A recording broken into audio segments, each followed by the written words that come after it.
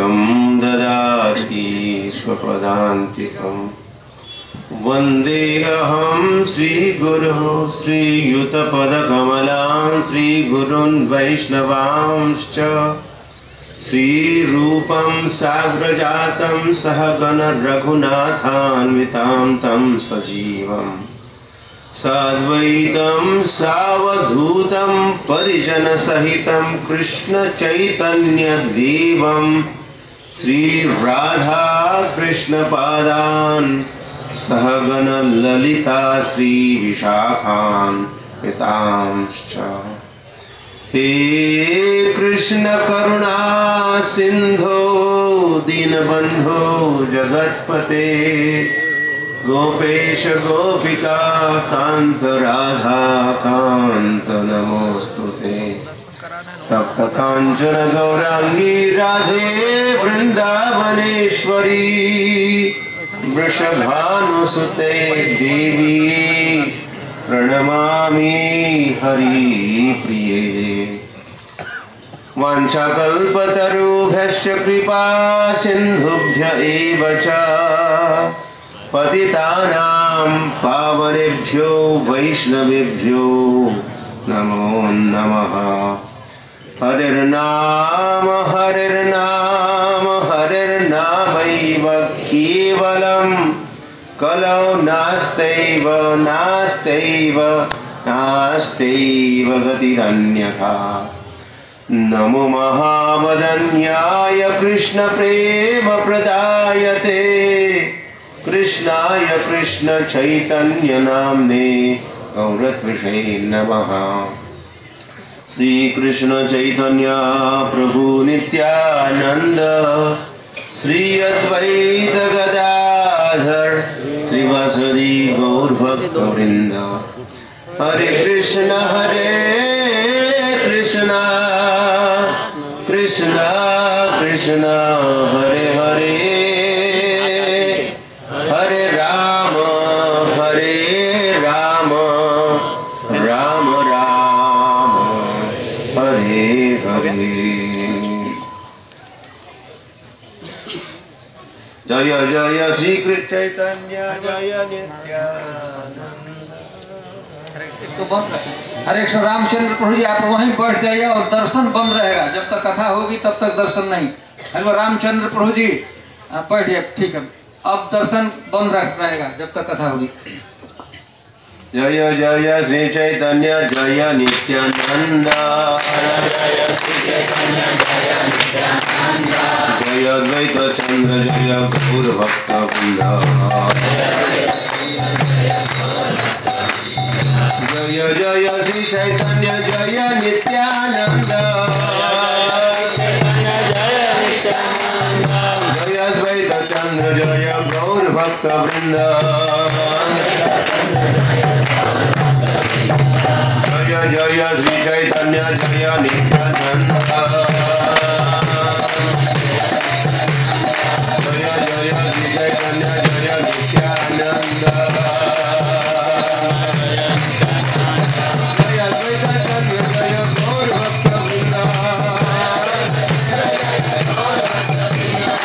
जय अद्वैत चंद्र जय गौर भक्त वृंद।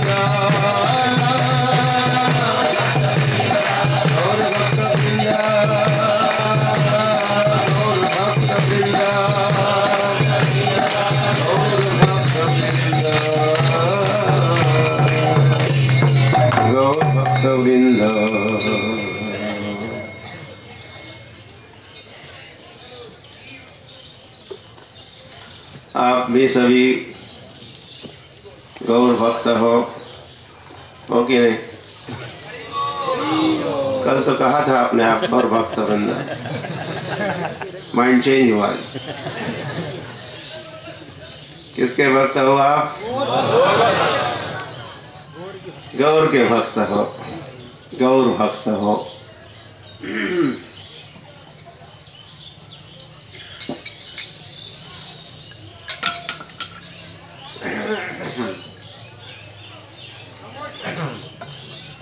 श्री कृष्ण चैतन्य प्रभु नित्यानंद श्री अद्वैत गदाधर श्रीवासदि पंचतत्व में गौर भक्तों का भी समावेश है। गौर भक्त भी पंचतत्व के अंतर्गत है। चैतन्य महाप्रभु, नित्यानंद प्रभु, अद्वैत आचार्य, गदाधर, श्रीवास और गौर भक्त वृंद। वृंद मतलब समूह, संकुल।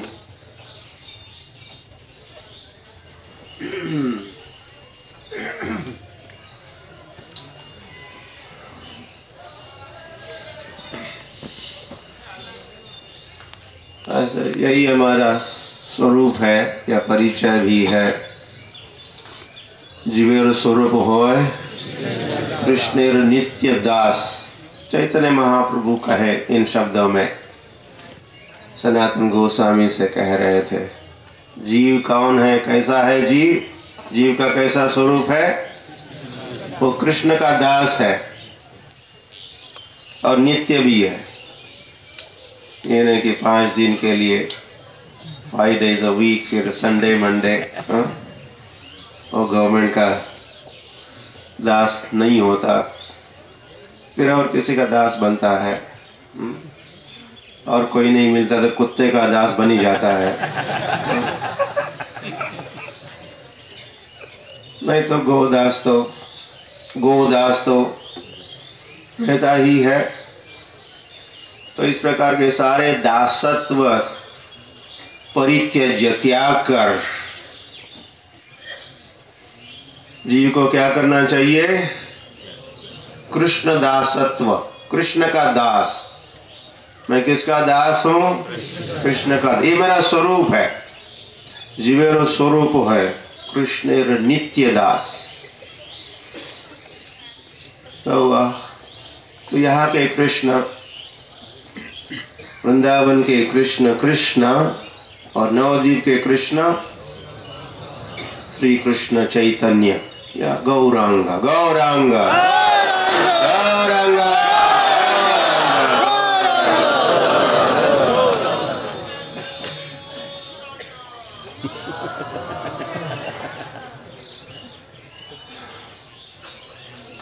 ये नाम इतना मधुर है।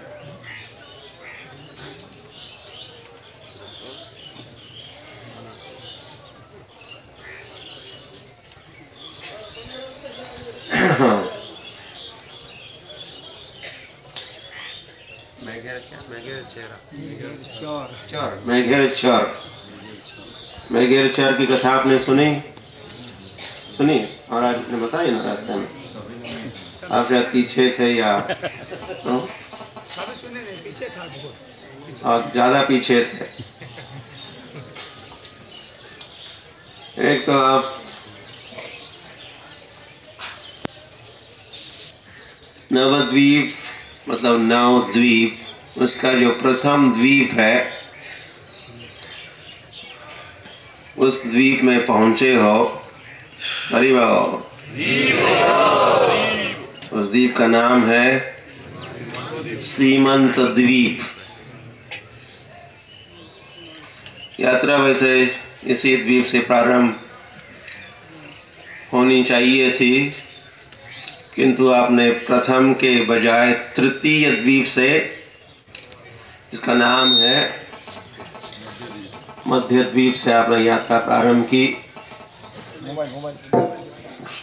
तो आज और कई द्वीपों की यात्रा करते हुए, यात्रा मतलब फेस्टिवल भी होता है, उत्सव होता है, मेला होता है। कोई कहना मेला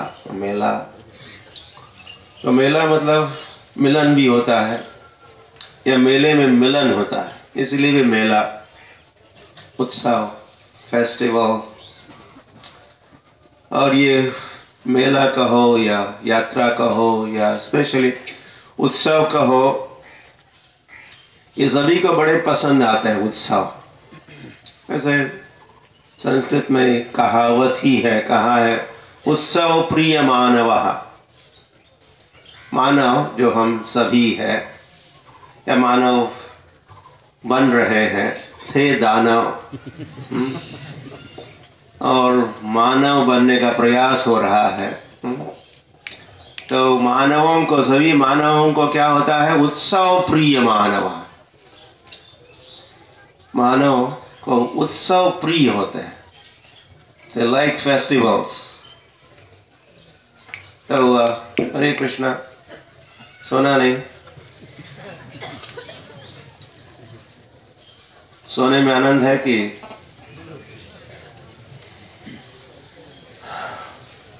निरानंद? निद्रानंद में निद्रानंद निरानंद है, आनंद नहीं है। क्या हुआ? आनंद तो आनंद लुटाओ। आप लूट रहे आनंद? लूट सके तो लूट, तो लूट सकते हो। और यहाँ क्या हो रहा है? बिखरे जा रहे हैं। क्या? राम नाम के हीरे मोती आप बिखराओगी गली गलियों में। यस, यहाँ से जब जाओगे आप अपने अपने गलियों में, अपने अपने ग्राम में, नगर में, क्या करो? हरि नाम का वितरण करो। हरे कृष्णा कृष्ण कृष्ण हरे हरे, आप जो भी यहाँ प्राप्त करोगे इस यात्रा में, इस उत्सव में, उत्सव मतलब यहाँ कुछ संगीत होता है। उत्सव मतलब फेस्टिवल जो होता है, तो कुछ उत्सव होता है, कुछ डांस होता है, कुछ ड्रामा होता है, म्यूजिक होता है, फिर कुछ डिनर होता है, मतलब समथिंग टू ईट। तो ये सब हो रहा है ना? लॉट्स ऑफ चैंटिंग, सिंगिंग भी, खूब सिंगिंग चल रहा है। और ऐसे गीत का, संगीत का गीत गान आप कर रहे हो, जो द बेस्ट संगीत है, सबसे बढ़िया सर्वोत्तम संगीत। ये हरे कृष्ण ये क्या है? सर्वोत्तम संगीत है। ये इसी को संकीर्तन कहा है। संकीर्तन, अच्छा कीर्तन, ग्लोरिफिकेशन, भगवान का वैभव गान से भरे हुए मंत्र, गीत, महामंत्र भी है, और भी भगवान के कई सारे गीत है। भक्ति विनोद ठाकुर लिखे हैं, नरोत्तम दास ठाकुर लिखे हैं, लोचन दास ठाकुर लिखे हैं, कुछ श्रील प्रभुपाद भी लिखे हैं। तो इनका भी वैसे हम बंगाली पार्टी में खूब वैसे गीत चलते हैं। वो दिलो अरुण, ये तो चलता ही होगा यहाँ पर। वो दिलो अरुण पूरब भागे, द्विजमणि गौरा मणि जागे, भक्त समूह लैया साथे गेल नगर प्राजे। तो प्रातः काल में ही आप ये परिक्रमा करते करते वैसे चैतन्य महाप्रभु की लीला में आपका प्रवेश हो रहा है। आपको पता नहीं होगा गौरांग महाप्रभु आपके बगल में ही है, लेकिन चैतन्य महाप्रभु जानते आप वही हो, आप वही पास में हो। तो प्रातःकाल उठते ही श्री कृष्ण चैतन्य महाप्रभु की भी यहाँ अष्टकालीय लीला होती है। जैसे श्री कृष्ण की वृंदावन में अष्टकालीय लीला, तो श्री कृष्ण चैतन्य महाप्रभु की भी नवद्वीप में अष्टकालीय लीला, जिसमें अधिक प्राधान्य तो कीर्तनीय सदा हरि का ही है। सब समय क्या करो? कीर्तन करो। भगवान इस धाम में, वृंदावन में रास क्रीड़ा करने वाले भगवान इस रास क्रीड़ा में, इस लीला में नृत्य भी होता है, संगीत भी होता है, म्यूजिक एंड डांस उस रास क्रीड़ा में। तो वही म्यूजिक एंड डांस यहाँ इस धाम में भी श्री कृष्ण चैतन्य महाप्रभु करते हैं। चैतन्य महाप्रभु स्वयं भगवान नृत्य करते हैं। वहाँ तो केवल गोपियाँ ही रास क्रीड़ा के नृत्य में सम्मिलित हो सकती है, लेकिन यहाँ तो सभी सम्मिलित हो सकते हैं। जहाँ यहाँ पर जब श्री कृष्ण चैतन्य महाप्रभु कीर्तन करते हैं और नृत्य करते हैं तो पात्र अपात्र नहीं विचार, स्थान अस्थान नहीं विचार। चैतन्य महाप्रभु ने सब पर कृपा की। हरे कृष्ण नाम गौर करिला प्रचार। गौरांग महाप्रभु ने सर्वत्र यही राधार भावे ये बे गौर अवतार। राधा के भाव में श्री कृष्ण चैतन्य महाप्रभु प्रकट हुए और उन्होंने क्या किया? हरे कृष्ण नाम गौर करिला प्रचार। तो यहाँ पर प्रातःकाल में प्रातःकालीन लीला जो श्री कृष्ण चैतन्य महाप्रभु की, उसमें चैतन्य महाप्रभु के सबके आगे रहते, सबके समक्ष रहते कीर्तन में। और बाहुतुले कैसे कीर्तन करते हैं? बाहुतुले, दुई बाहु, दोनों बाहुतुले, हाथ ऊपर उठाते हैं। जो उनके हाथ बहुत लंबे हैं, अजानुलंबित भुजो, और संकीर्तन के पितरो, संकीर्तन करते हैं।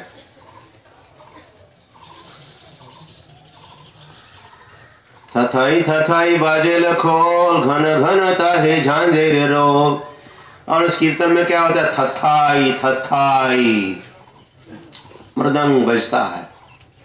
धिक धिक धिगेतान, ऐसे उसके बोल होते हैं उस मृदंग के। तो मृदंग क्या कहता है? धिक धिक धिगेतान। धिक मतलब क्या होता है? धिक मतलब धिक्कार, धिक्कार है उन लोगों का। कीर्तन तो यहाँ हो रहा है और कुछ लोग वहां पर है, यहाँ नहीं। कीर्तन में जो कीर्तन में नहीं है उनका धिक्कार असो, मराठी में धिक्कार असो, असो धिक्कार हो। तो मृदंग भी बोलता है धिक धिक धिक धिगेतान। तो थथाई थथाई भी उसके बोल है और झांझ भी बज रहा है। और उनके मध्य में श्री कृष्ण चैतन्य महाप्रभु प्रेमे ढल ढल सोनार अंग, चरणे नूपुर बाजे। तो श्री कृष्ण चैतन्य महाप्रभु नृत्य कर रहे हैं। कैसे? उस नृत्य का वर्णन क्या है? प्रेमे ढोलो ढोलो से डोलते हुए। अब प्रेमे ढोलो ढोलो सोनार, सोनार अंग। कैसा अंग है? जो डोल रहे हैं वो गौरांग, उनका अंग कैसा है?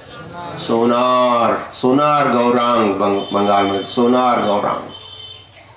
सोने जैसे सुवर्ण वर्ण हेमांगो, हेम अंग, रुक्म अंग, रुक्म गोल्डन, हेम गोल्डन, गौर गोल्डन, सुवर्ण।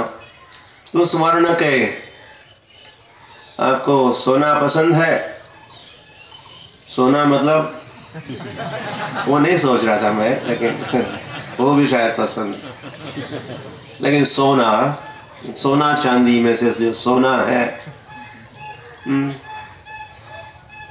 हिरण्यकश्यपु, ये संसार के बद्ध जीव हिरण्यकश्यपु की परंपरा में आता है। हिरण्य मतलब गोल्ड।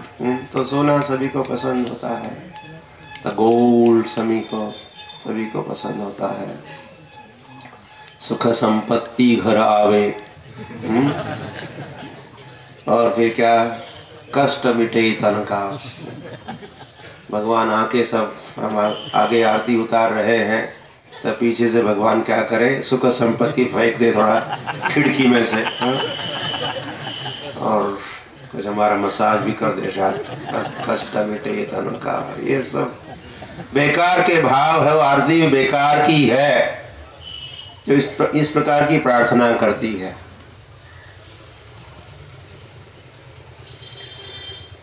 इस प्रकार संसार के जीव ठग जाते हैं,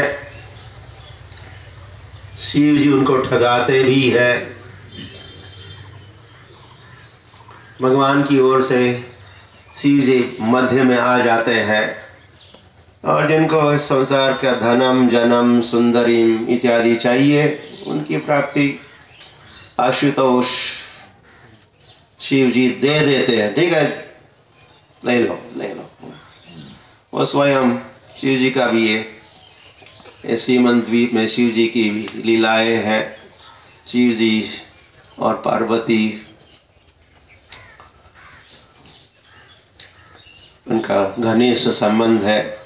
सीमंतिनी का यह मंदिर भी है, यह स्थान भी है जहाँ हम बैठे हैं। तो शिव जी तो स्वयं, ये बातें भी नहीं है वैसे, जो भारतीय होते हैं या हिंदू होते हैं उनको ये जो शिव तत्व पूरा नहीं समझते।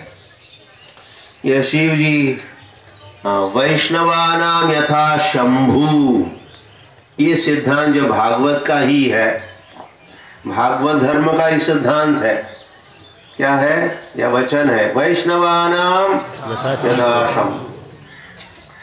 सभी वैष्णव में श्रेष्ठ वैष्णव कौन है? हर हर महादेव। वैष्णव में श्रेष्ठ है। निम्नगानाम यथा गंगा, सारे नदियों में गंगा श्रेष्ठ है।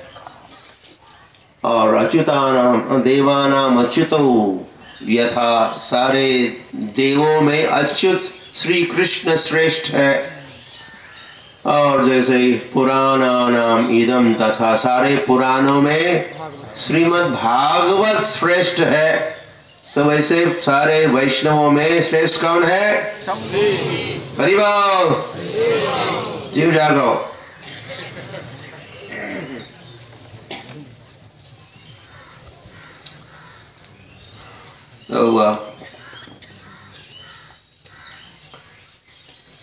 तो शिव जी सदैव कीर्तन करते हैं। हम लोग आरती की बात कर रहे थे, तो इस परम पवित्र गंगा जाह्नवी के तट पर जब गौरांग महाप्रभु की आरती होती है, हाँ कितना सो गए।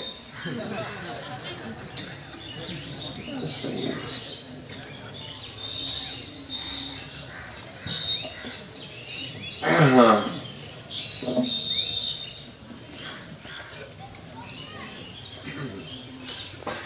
क्या हुआ?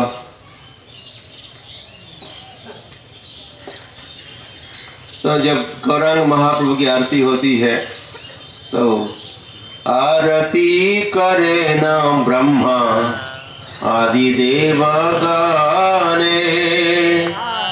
आरती जब होती तो आरती कौन करते हैं? आरती करे न ब्रह्मा और आदि देव, मतलब अन्य कई सारे देव भी उस आरती में उपस्थित रहते हैं। कि शिव शुक नारद प्रेमे, उनका गला गदगद हो उठता है उस आरती में। आरती जब गौरांग महाप्रभु की आरती हो रही है और उस आरती में शिव जी भी है, शुकदेव गोस्वामी भी है, नारद भी है, श्रील नारद मुनि भी है। तो और वो नृत्य कर रहे हैं, शिव जी नृत्य कर रहे हैं। हाथ में त्रिशूल है, डिम डिम डमरू है और नृत्य हो रहा है शिव जी। और जब गौरांग महाप्रभु की आरती गा रहे हैं तो उनका गला गदगद हो रहा है। ये आरती है, यह आरती का भाव है। भक्ति भाव से पूर्ण आरती, भगवान की आरती उतारी जाती।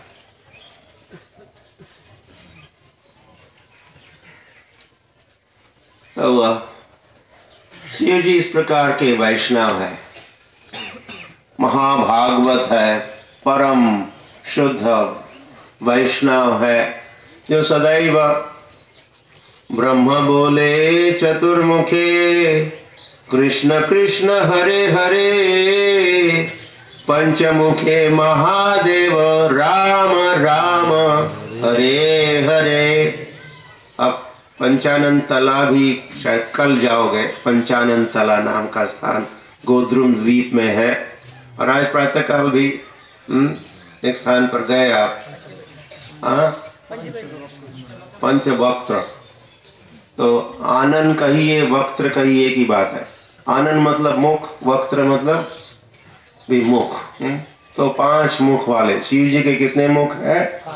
5 मुख है। अपने 5 मुखों से क्या करते हैं?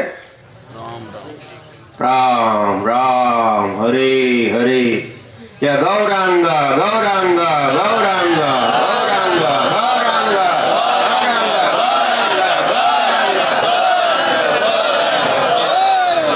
बस बस बस, हो क्या रहा है? पार्वती ने कहा।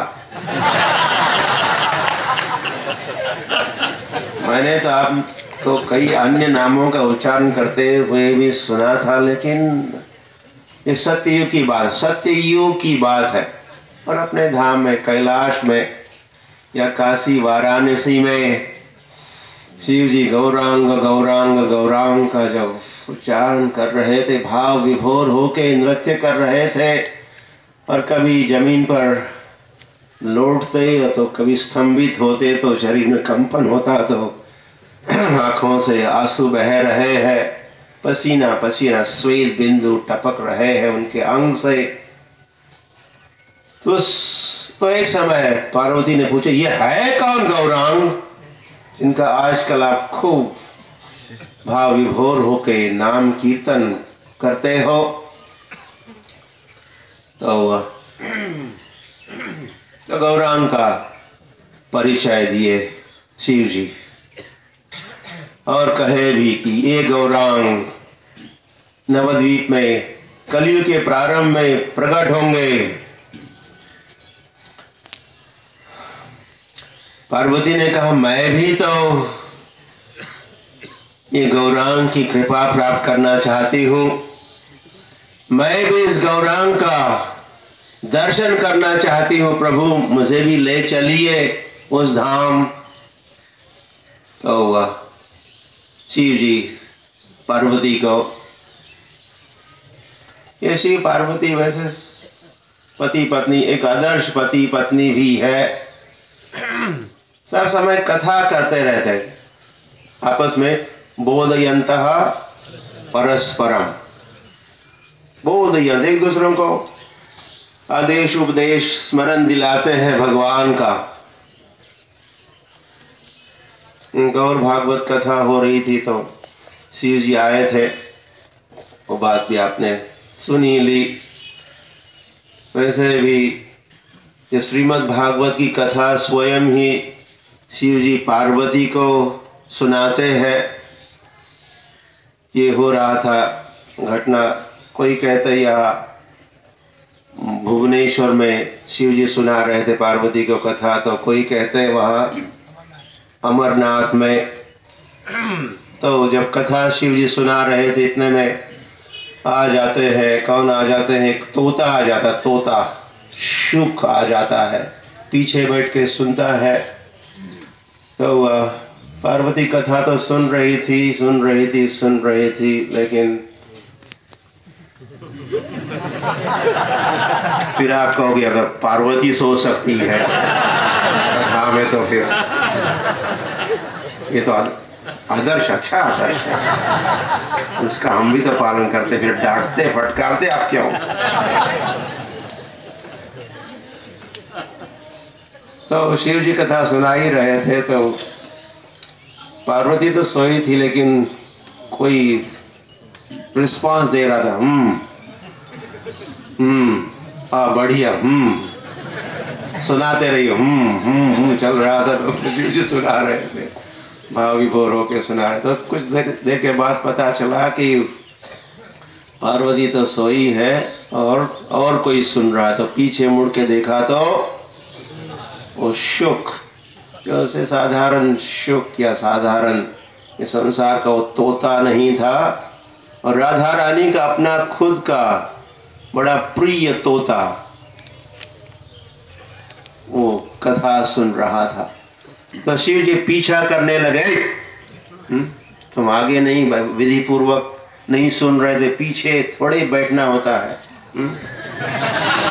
कथा के समय। इत्यादि कारणों से तो शिव जी पीछा करने लगे तोते का। तो तोता दौड़ते भागते बद्रिकाश्रम पहुंचा।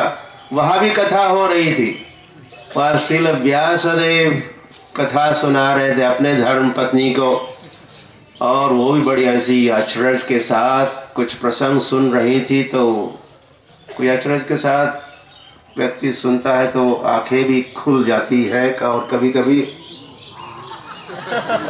मुख भी खुलता है।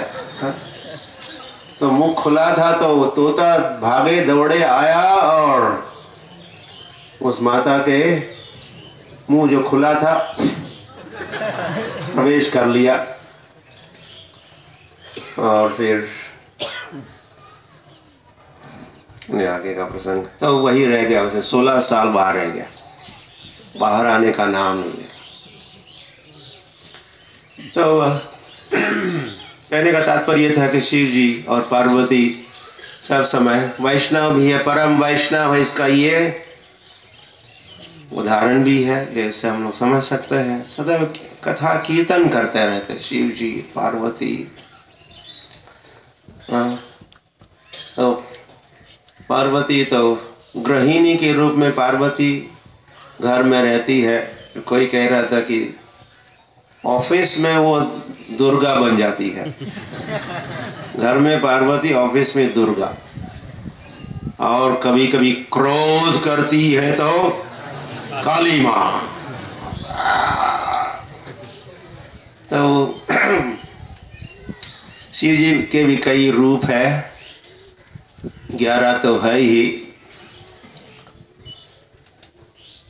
जो सारे के सारे 11 शिव जी के रूप। वैसे रुद्रद्वीप में जो नवद्वीप है उसमें से एक द्वीप का नाम, पूरे द्वीप का नाम ही रुद्रद्वीप हुआ।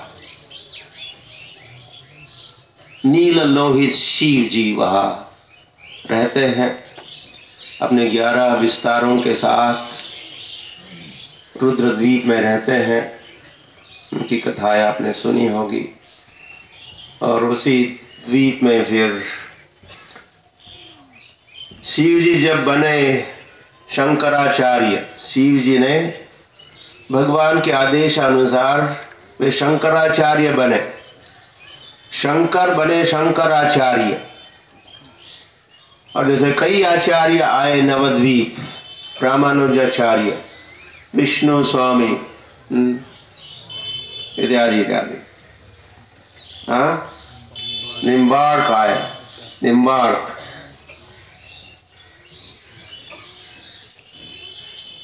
जिन्होंने दर्शन किया 4 कुमारों को मिले, रुद्रद्वीप के ही वो लीलाएं हैं, कथाएं हैं।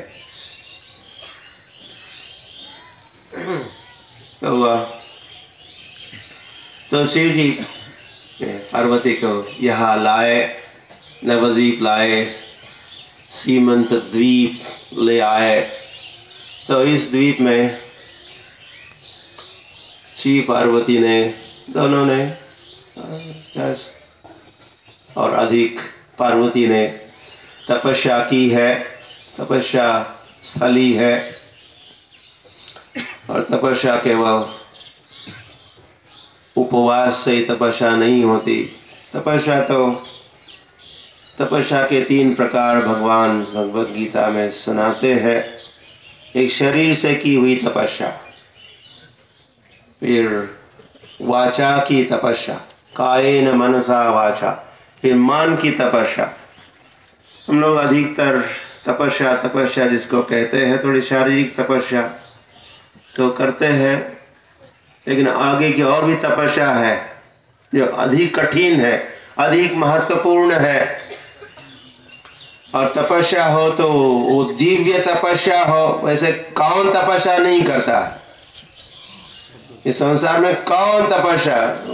हर व्यक्ति कोई ना कोई कठिनाइयों का सामना करता ही है, असुविधाएं होती ही है इस संसार में। लेकिन तपस्या हो तो कैसी तपस्या हो? तपो दिव्यम, दिव्य तपस्या हो। यत् करोसि यदस्नासि तपस्यसि कौन्तेय तद कुरुस्व मदार्पणम। मुझे अर्पित करो, तपस्या भी मुझे अर्पित करो, या तपस्या भी मुझे प्रसन्न करने के लिए करो। तो ये जो परिक्रमा है, नवद्वीप मंडल परिक्रमा, तो वह कई सारी असुविधाएं हैं। तो स्वयं जानबूझ के हम लोग कुछ असुविधाजनक स्थिति में प्रवेश करते हैं। तो उसी को वैसे तपस्या कहा है। तो लेकिन तो यहाँ आना, नवद्वीप मंडल परिक्रमा आना और असुविधा, हमने अपना कंफर्ट जोन पीछे छोड़ दिया। कंफर्ट जोन, ना घर और Dunlop beds and 3 star 5 star hotels तो छोड़ दिए। लेकिन कोई कहते हैं कि परिक्रमा में जब आते हैं तो यहाँ तो मल्टी स्टार। जब हम लेट जाते हैं तो कभी कभी ऊपर छत भी नहीं होता, या छत में छेद होता है, उसमें से ऊपर देखो तो कई स्टार ही स्टार दिखाई देते हैं। Not 3 not 500 star. तो बेटर फैसिलिटी हो गई कि नहीं? 5 स्टार 100 स्टार some stars। हम किसी यात्रा में जा रहे थे, पंढरपुर दिंडी यात्रा, पुणे से या देहू से पंढरपुर। तो एक यात्री से पूछ रहे थे, कुछ इंटरव्यू चल रहा था, तो उन्होंने उनसे पूछा गया कि सुख सुविधा कैसी है परिक्रमा दिंडी यात्रा में, सुख सुविधा कैसी है? तो उन्होंने कहा कि सुविधा तो नहीं है लेकिन सुख है। या सुविधा तो नहीं लेकिन सुख ही सुख है। पुणे में तो सुविधा तो थी लेकिन सुख नहीं था। सुविधा थी, सुख नहीं था, या सुविधा नहीं है या सुख है। तपो दिव्यम पुत्र का येन सत्वम यस्मा शुद्धे ब्रह्म सौख्यम तुम अनंतम। अनंत सुख प्रतीक्षा कर रहा है। परिक्रमा में चलते हैं हम, ब्रजमंडल परिक्रमा में कभी आप आ जाओ। ये धाम थोड़ा दयालु है, इसलिए यहाँ की यात्रा कुछ 5-10 किलोमीटर की होती है। अधिक दयालु धाम है। तो 1 महीने की परिक्रमा होती है और महाराज कभी कभी 30 किलोमीटर की यात्रा भी करवाते हैं ब्रज में, फिर मजा आता है। तो जो बिना जूते भी चलते हैं तो क्या कर फोले, क्या फोले, छाले छाले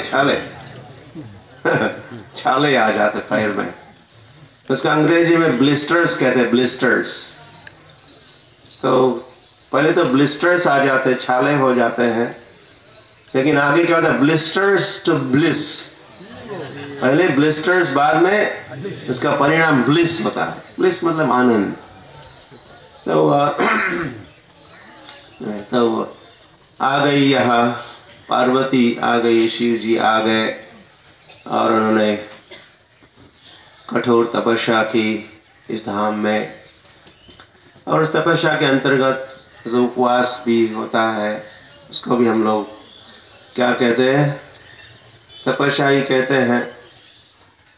उपवास कहते हैं, मतलब फास्टिंग तो करते हैं, उपवास करते, कुछ खाते नहीं या निर्जला करते हैं या कुछ फलाहारी होता है, उसी को उपवास समझते हैं। लेकिन उपवास का एक और गहरा भाव या अर्थ है, उसको समझना अनिवार्य है। उपवास, उप मतलब ऐसे कठिन नहीं है भाव या अर्थ उसका। उप मतलब पास, उप मतलब पास, और वास मतलब वास। तो पास में वास, उपवास मतलब पास में वास। किसके पास वास? भगवान के पास वास को क्या कहते हैं? उपवास। तो भगवान के पास पहुंचाने वाला जो विधि है, तो हमने उपवास तो मतलब थोड़ा कम खाए या खाए नहीं, केवल जलपान या फलाहार ही, ताकि यह शरीर की ओर कम ध्यान और फिर भगवान के ऊपर सारा ध्यान, पूरा ध्यान, या फिर हरे कृष्ण कृष्ण कृष्ण हरे हरे, श्रवण कीर्तन, ये मुख्य अंग है उपवास के। तो ये जब हम करते हैं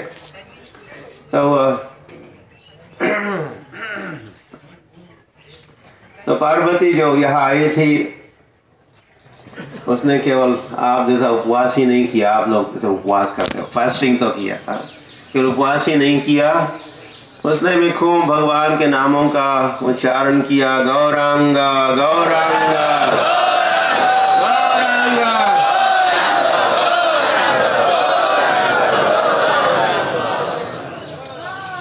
उस पार्वती के तपस्या, ध्यान, धारणा का फल समाधि में हुआ।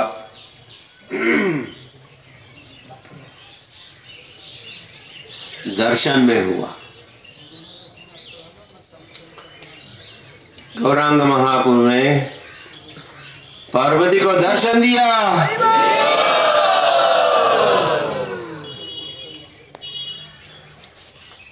कैसा था वो दर्शन? पुनः अजानुलंबित भुजो कनकावदातो संकीर्तनैकपितरो कमलायताक्षो। कमल नयनी भगवान का दर्शन। अरुण वसन, प्रकांड देह, पद्मनाभ, उनका गर्दन, जो नेक है भगवान का शॉर्ट है, छोटा है, ऊंट जैसा लंबा नहीं है। ये भगवान के सौंदर्य के अलग अलग लक्षण है, 32 अलग अलग लक्षण बताए हैं। तो पार्वती ने दर्शन किया तो कैसा दर्शन, कैसे भगवान, और कितने हाइट वाले भगवान, कितनी हाइट थी भगवान की? 7 फीट। हमने पंचतत्व का दर्शन किया या नहीं किया? तो मध्य में कौन है? पंचतत्व के मध्य में कौन है? चैतन्य महाप्रभु है। कितने टॉल है? तो जितने भी टॉल है, जितने भी ऊंचाई चैतन्य महाप्रभु की उस विग्रह की है, वही एक्चुअल साइज है, लाइफ साइज।